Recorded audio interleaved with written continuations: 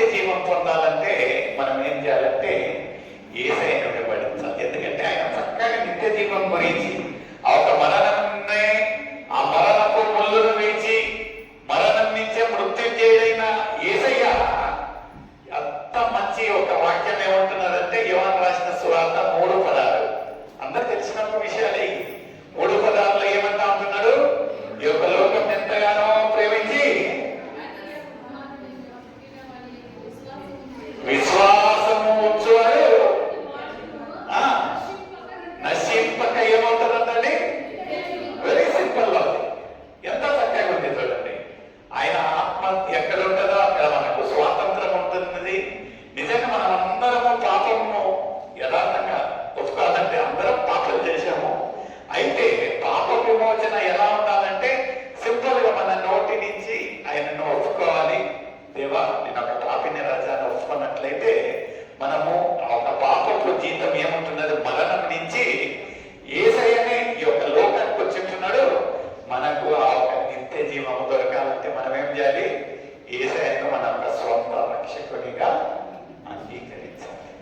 ఎంత చక్కగా ఎంత బ్యూటిఫుల్ గా ఒక్కదానికి ఒకటి కనెక్షన్ ఇచ్చి చెప్తున్నారు. నిజంగా ప్రియమైన సోదరి సోదరులు, నిజమైన స్వాతంత్రం మనకు ఆ రోజున నాకు తెలియదు కానీ 47వ సంవత్సరంలో స్వాతంత్రం దొరికిన తర్వాత ఆ ఒక సంతోషము ఉత్సాహం ఎలా ఉంటున్నదో తెలియదు కానీ దానికంటే మించిన ఒక సంతోషము మనము ఆ ఒక పాపం అనే ఒక బంధకం నుంచి విడుదలైనప్పుడు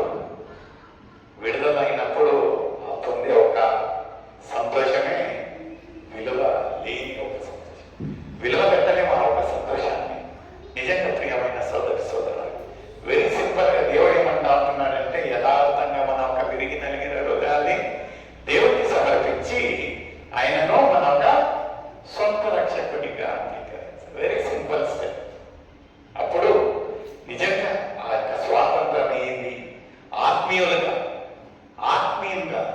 ఆ యొక్క స్వాతంత్రం ఎలా ఉంటున్నారు అనేది అనుభవించడానికి. ఇక్కడ ఒక మనం చూసినట్లయితే ఆ ఒక మత్తయి రాసిన సువార్త అందరికీ తెలిసిన ఒక విషయమే ఇది. మత్తయి రాసిన సువార్త 19వ అధ్యాయము 16వ వచనం ఏమంటున్నదండి?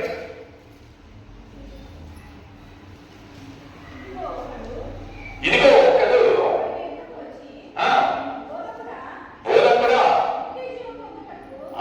ఏం పొందడండి?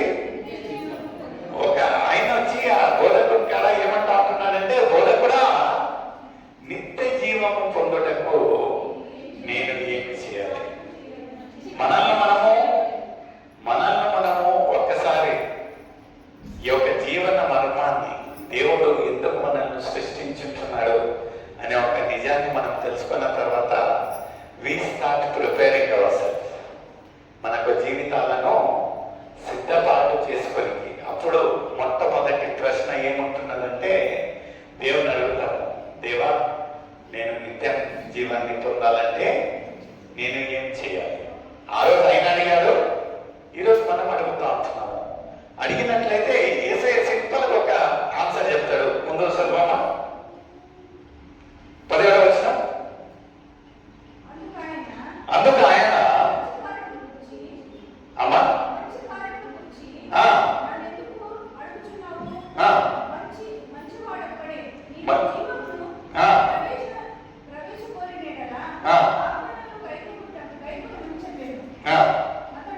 అతడు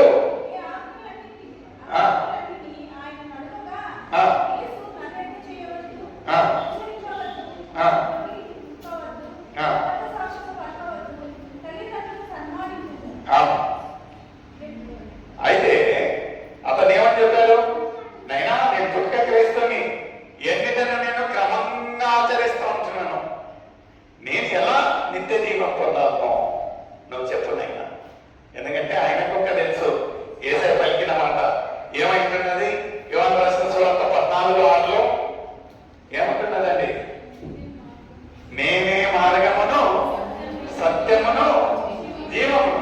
చూడు, ఇన్నో చెప్పావు కదా, నేనే మార్గమును సత్యమును జీవమును. ఎవరైతే నన్ను వెంబడిస్తారో వాళ్ళకు నిత్య జీవం. అందుకే నేనేం చేయాలి అంటే నువ్వు అన్ని ఆజ్ఞలను పాటించాలి. ఆజ్ఞ ఏ ఆజ్ఞ అంటే ఆయన అంటారు, నైనా నేను చిన్నప్పటి నుంచి ఏంటి పాటిస్తానే ఉంటున్నాను, ఏం చేయాలి చెప్పండి అంటే యేసయ్య ఏమని చెప్పాడండి? ఏమంటా ఉంటున్నా, నీ ఉన్నాయన్నీ పేదలకు ఇచ్చి. మన యొక్క జీవితాలలో ఒక దేవుడు కోరేది అదే. అంటే ఉన్నాయి అమ్ముకొని ఏమని కాదండి, ఏదైతే దేవుని కంటే ఎక్కువగా అధికంగా మనము ప్రాముఖ్యత ఇస్తాము కదా. దేవుని దగ్గరికి రావాలంటే ఎంత శోధన ఉంది. నాకు నిజంగా బుధవారం ఎందుకు వస్తుంది అన్నట్టుగా అనిపిస్తుంది. ఇప్పుడు బుధవారం ఎందుకు వస్తుంది అన్నట్టుగా దేవుని యొక్క సన్నిధిలో రావాలంటే ఏ ఒక్క బయటికి పోవాలంటే పిల్లలను రెడీ చేయాల్సిన పనే లేదు, అట్ట రెడీ అవుతారు. దేవుని యొక్క సన్నిధిలో రావాలంటే వాళ్ళ కాళ్ళు పట్టుకునే పరిస్థితి వస్తా ఉంటున్నది. శోధన శోధన అంటే నిజంగా ప్రియమైన సోదరి సోదరుడా, నిజంగా దేవుని సన్నిధిలో వస్తే మనం ఏం పొందుతా ఉంటున్నామో మన ఐడియా లేదు. ఏమన్నాను లోకరీతి ఏమన్నా లాభం ఉంటే చెప్పండి. ఫంక్షన్ ఉంది అనుకోండి, 2 గంటల ముందే తయారైంటాం. ఆడిక పెళ్లి కొడుకు వచ్చి ఉంటాడు, పెళ్లి కూతురు వచ్చి ఉంటాడు. ఏ వాళ్ళకి తర్వాత సదింపు లేదాం కానీ ఫస్ట్ పేట పూజ. కొన్ని సందర్భాలలో పెళ్లి కొడుకు పెళ్లి కూతురు ఇంకా చూడకుండా ఎగ్గొట్టేసి ఉంటారు ఎవరో చేతికి కావాలించి.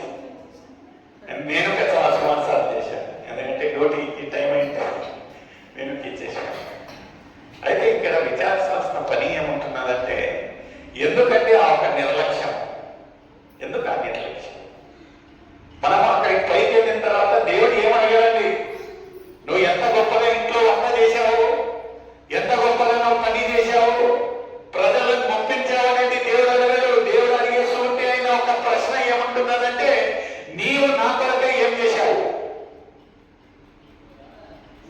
ఇదే క్వశ్చన్ అడుగుతాడు. There is no any second question in the dictionary. ఏముంటున్నదండి మన ఒక సమాధానం? ఏముంటున్నది మన ఒక సమాధానం? క్రైస్తవ బిడ్డలుగా మనం తెలుసుకోవాల్సిన పని ఏమంటున్నదంటే, what is the more important in our spiritual life? ఆత్మీయంగా మనకు ఏముంటున్నది ప్రాముఖ్యత? ఒక అతను అంటాడు, చెయ్యి ఆటంకపరిచినట్లయితే చెయ్యిని కట్ చేసి ఒక చెయ్యి లేకుండా పరలోకం పోయేది బెస్ట్, 2 చేతులు ఉంచుకొని నరకానికి పోకుండా. దట్ ఈస్ ద ట్రూత్ కదా, ఇట్ ఈస్ ద రియాలిటీ. బాగా చక్కగా చేతులు కాళ్ళతోటి ఆ ఒక అగ్నిలో పోయే బదులు ఏదైతే మనకు ఆటంకపరుస్తా